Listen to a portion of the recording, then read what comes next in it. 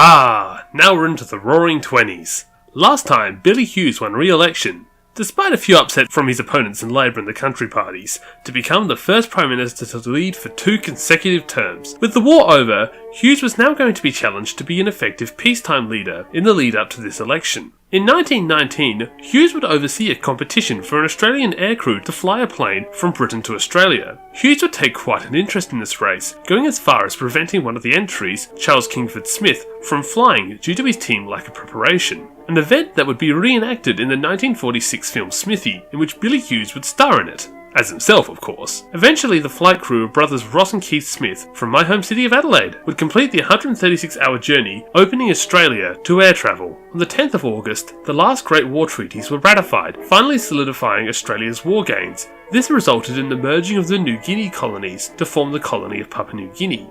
However, as the events of the war began to become more distant, Hughes began to see challenges to his leadership. The first would come from his old party of Labour. In 1922, Frank Tudor eventually succumbed to his poor health and died, becoming the first de facto leader of a major party to die while in office. He was supposed to be succeeded by T.J. Ryan, the former Premier of Queensland, but he died the year before. So the leadership went over to Matthew Charlton, a popular figure in the party who'd worked for both Fisher and Hughes during their times as Labour leader, going as far as to attempt to defend Hughes from his eventual expulsion in 1916. Unlike Tudor, Charlton was a much more effective leader and was quickly gaining popularity with the nationalist voters who were falling out of favour with Hughes as he continued to move further away from socialism. Charlton was also an effective mediator and helped keep the multiple factions of the Labour Party from fighting one another.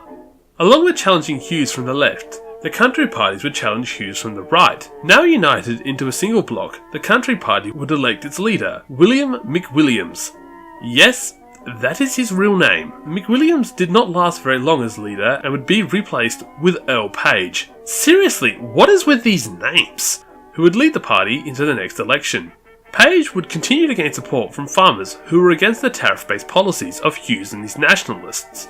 The Prime Minister was also facing challenges within his own party, as the Conservative wing of the party still saw Hughes as a socialist at heart, mainly due to his desire to continue government ownership over several industries. This resulted in several members defecting from the Nationalists to form the Liberal Union Party, yet again not the Liberal Party of today, to run against Hughes's party. The election was set for the 16th of December 1922, and Charlton looked to be the frontrunner until he was hospitalised midway through the campaign, leaving the door open for any one of the 3 main parties to win.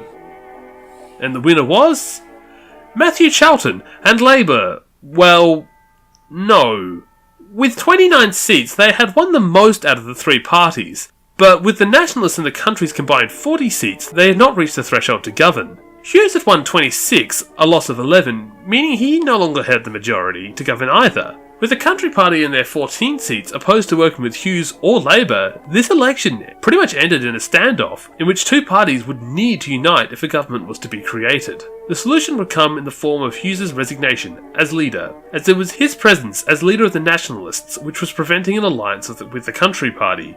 Upon his resignation, Treasurer Stanley Bruce would take over the leadership of the Nationalists and oversee the creation of the first ever coalition government with Page's Country Party. This event also resulted in the 5 Liberal Union members merging back into the party, bolstering Bruce's numbers. Originally elected to federal parliament in the Dandenong by-election of 1918, Bruce would be the first Prime Minister in Australian history who was not originally elected in the election of 1901. Hughes would end his reign after 2.5 terms, making him the longest-serving Prime Minister until Robert Menzies overtook it in 1957, and today he is currently 5th. Despite losing the top job, Hughes would remain an influential player in Australian politics, right up until his death in 1952. At the age of 90, Hughes would pass away after a 51-year career in federal politics, making him not only the oldest serving parliamentarian, but also the longest serving, a record he still holds today.